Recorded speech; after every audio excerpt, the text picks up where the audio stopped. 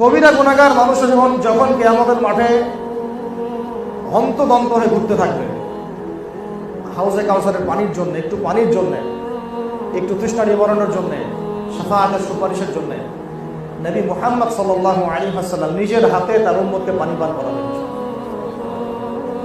তিনি নিজে সেজদায় পড়ে যাবেন, কান্নাকাটি করতে থাকবেন। আল্লাহ পাক তখন তাকে যে তাসবিহ শেখাবেন সেটা করতে থাকবেন। আল্লাহ রাব্বুল আলামিন তাকে বলবেন, মাথা উঠাও, কি চাও বলো। নবী করিম সাল্লাল্লাহু আলাইহি ওয়াসাল্লাম তখন বলবেন, আল্লাহ আমার উম্মত, আল্লাহ আমার উম্মত, আল্লাহ আমার উম্মত।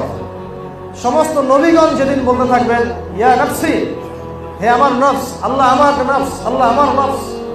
আমাদের নবী মুহাম্মদ সাল্লাল্লাহু আলাইহি ওয়াসাল্লাম বলতে থাকবেন, হে আল্লাহ আমার উম্মত, হে আল্লাহ আমার উম্মত, হে আল্লাহ আমার উম্মত।